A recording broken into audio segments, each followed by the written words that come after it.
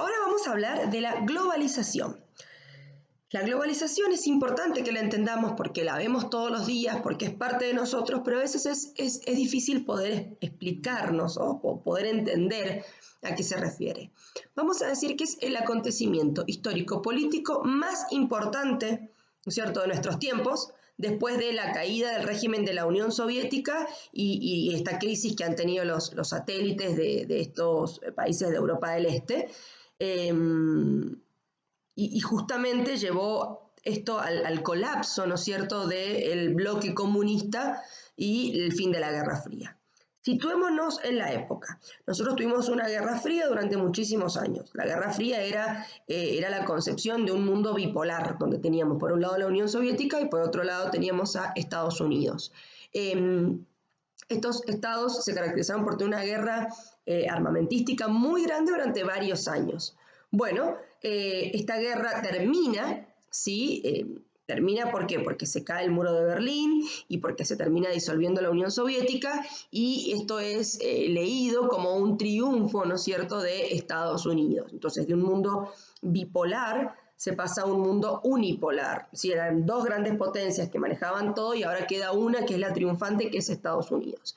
Estados Unidos asume un poder y un liderazgo prácticamente hegemónico sobre todo el resto del mundo, es decir, tiende a liderar, y lo que trae como consecuencia de esto es que en realidad lo que triunfa es el sistema capitalista propio de Estados Unidos, que viene que lo trata de imponer en el mundo como un sistema de organización económica y organización política, porque este sistema capitalismo venía de la mano, ¿no es cierto?, de la concepción de las democracias liberales por oposición al régimen comunista, ¿no es cierto?, que apoyaba o que incentivaba la Unión Soviética.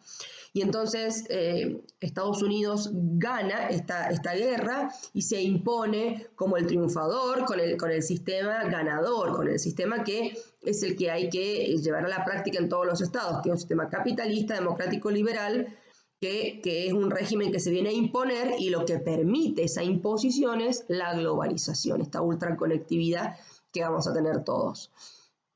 ¿Por qué se va a caracterizar la globalización? Bueno, se va a caracterizar por la mundialización de la economía. ¿Qué quiere decir? Se transforma el mundo, o sea, el planeta Tierra se transforma en un gran mercado, ¿sí? Y en este mercado van a concurrir bienes y servicios de todos lados. Ya no hay un mercado por estado, sino que hay un gran y único mercado. Esto va a hacer que las economías se vuelvan dependientes una de otras, porque entonces yo ya no dependo de la demanda de estos bienes que hay en mi estado, sino de la demanda que hay en todo el mundo. Y los mercados financieros tienen como una cuerda que los va unificando a todos, ¿no es cierto?, y los va atando a todos. Se dice que es una cuerda invisible que los une y los maniata, es decir, todos van en conjunto. Ningún estado puede salirse de esto. ¿Y esto cómo nos influye? Bueno, nos influye que si yo, por ejemplo, en mi estado voy a vender aceite de oliva, no solamente tengo que tener un aceite de buena calidad, sino que tengo que tener precios competitivos con el resto del mundo. Porque si yo vendo el aceite de oliva a un determinado precio y en el resto del mundo está más barato, el mundo entero le va a comprar a ese estado que lo provee más barato. Es decir, que lo que nosotros tenemos que ver es justamente que nos incorporamos en este mercado mundial y hay que adaptarse a las demandas, a la oferta, a los precios, a los requisitos contractuales del mundo.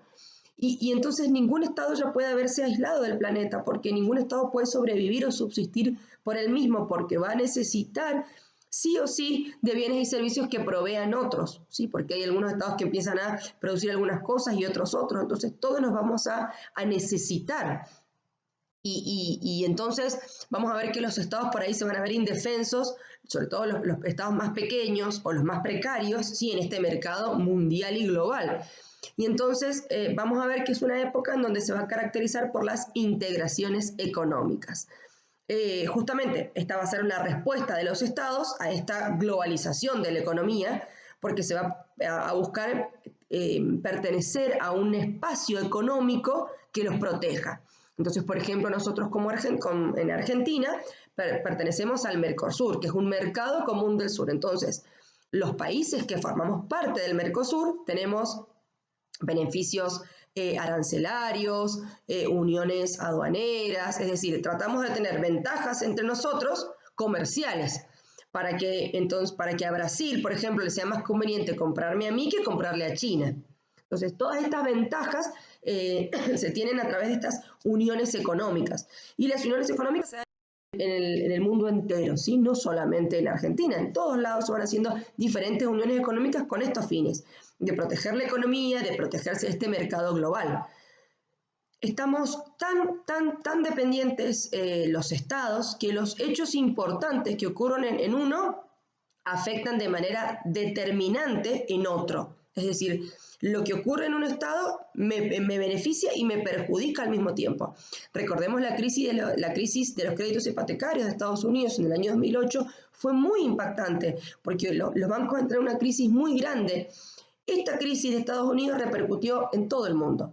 Llevó a una crisis terrible, inclusive en Europa y, por supuesto, en los países de Latinoamérica. E inclusive en Europa, la crisis fue muy grave, que llevó a algunos países, como por ejemplo Grecia, que casi tiene que salir de la Unión Europea por su cuestión financiera. Es decir, que afecta muchísimo la cuestión económica de un Estado en las decisiones de otro. ¿Por qué? Porque estamos interrelacionados de manera permanente. Bienes, capitales, imágenes, comunicaciones, todo es lo que fluye a través de las fronteras. Los estados tenemos las fronteras abiertas y van ingresando, ¿no es cierto?, ofertas y demandas de manera constante. Ahora bien, si buscamos definir a la globalización, vamos a ver que hay dos formas de analizarla, ¿sí? Hay dos formas de definirla. Vamos a ver que hay quienes lo analizan como un proceso, y hay quienes lo ven como una ideología. Y la forma de saber si uno lo ve como proceso o como ideología está en saber dónde se sitúa, ¿sí?, la persona que está analizando esto. ¿Por qué?